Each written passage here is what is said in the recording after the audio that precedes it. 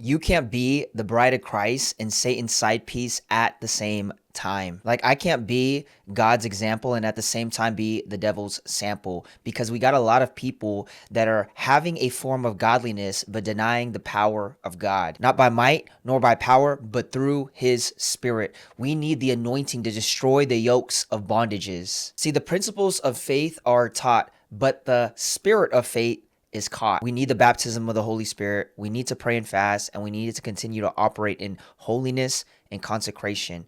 When you're prayerful, you're powerful. When you're prayerless, you're powerless. And we're called to make disciples of all nations, baptizing them in the Father, the Son, and the Holy Spirit. This is the Great Commission. This is not the great suggestion, the great opinion, or the great option. God has called us and commissioned us for such a time as this. And Apostle Paul talks about this, how he doesn't come with persuasive language or wisdom that comes from the human wisdom. He says he comes to demonstrate the spirit and the power of God, that our faith should not be in the wisdom of man, but in the power of the living God. And it's not that we don't have emotions. It's okay to have emotions, but it's not okay when your emotions have you. It's the same thing when we're activating the power of God. It's not that you don't have the Holy Spirit. My question is, in those moments, does the Holy Spirit have you? Does the Holy Spirit have you? Because we'll sometimes question and condemn ourselves and be like, do I really have the Holy Spirit? No, does the Holy Spirit have you? That's why he must increase, but I must decrease. So I want to just talk real quick on how to activate the power of God. And three keys, three ways on how to do it. The first way is through the baptism of the Holy Spirit. You need to get baptized by the Holy Spirit. You need to get baptized by the Holy Spirit. Okay. Number two is prayer and fasting. Prayer and fasting. Okay. Kingdom keys here. These are all kingdom keys. And then the last thing, number three, is holiness and consecration. Holiness and consecration. And I'm going to break a few of these down. I want to break a few of these down, and then we're going to go into a few more verses. But let's talk about this. The baptism of the Holy Spirit. Again, John the Baptist says, I baptize you with water, which is unto repentance. But there is one that is greater than me that is coming, whose sandal straps I am not worthy to carry. He will baptize you with the Holy Spirit and fire. The baptism of the Holy Spirit is our ability to be baptized in the Holy Spirit, to truly be baptized right here. And there's this thirst and hunger for God that just changes. It shifts. I'm not talking about water baptism, because you can get water baptized and not be baptized by the Holy Spirit. Like, you just become this. 2 Corinthians 5:17. If any man is in Christ, they're a new creature, a new creation. Old things have passed away. Behold, you're a brand new creature. You're a brand new creation in Christ. So the way that you respond is different. The way that you see, the way that you think about God daily. The Bible tells us in Corinthians that the inner man, the inner man is being renewed day by day. The outward man is perishing, but the inward man is being renewed day by day. When you get baptized by the Holy Spirit, it is the Spirit of God that is within you, and it just starts to give you a different appetite, a different sight, right? You walk by faith, not by sight.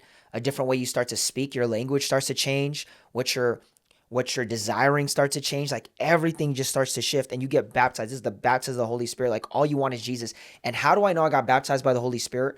One of those prerequisites, or one of the one evidence that you got baptized by the Holy Spirit, is that you actually get convicted of sin. You get convicted and know that's bad. There's a conviction. There's a holy conviction that takes place. This is evidence to know that you have been baptized by the Holy Spirit. Okay, number two, prayer and fasting. Prayer and fasting. Prayer and fasting. I tell people that what I believe is fasting is Isaiah 58. Isaiah 58 of fasting is this the fast that I've called to loose the bonds of wickedness? This is a fasting. And what I believe is biblical fasting is just water. So that's biblical fasting. That's just water.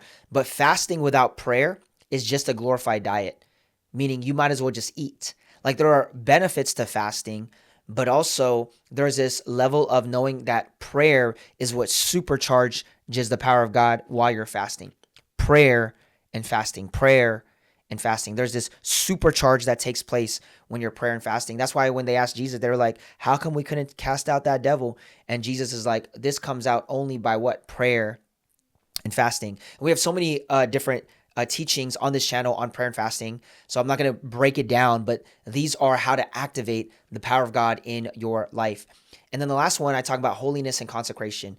To be made holy just means to be set apart. I'm making set apart decisions. I'm set apart from this world. So you got to set yourself apart from this world. You got to go through a season of separation and consecration. Separate. To consecrate is to be able to separate. Holiness and consecration, to be able to separate yourself from this world, separate yourself from worldly music, separate yourself from worldly friends. Even right now, it's protection. It's guarding your heart and guarding your mind. So I want us to be able to understand that holiness and consecration, that is a process, and it's a continuous lifestyle for the believer. Just like all of these, I got baptized by the Holy Spirit, and I'm always asking God for a fresh rhema, a fresh revelation, a fresh fire. I'm praying to get baptized in the Holy Spirit, to just get consumed. When you get baptized, you get immersed.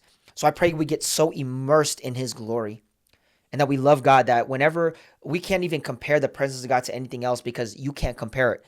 There's so much joy, so much peace, so much love. There's just an overflow of joy, of gladness, a feeling that you've never felt in your life. That is getting immersed in the Holy Spirit, baptized in the Holy Spirit. Prayer and fasting, okay? The ability to pray and fast, that's a disciplinary act. I got to be disciplined when I'm praying and I'm fasting. And then there is holiness and consecration, which is constantly guarding my heart and guarding my mind, like navigating through this life of being able to guard my heart and guarding my mind. Holiness and consecration.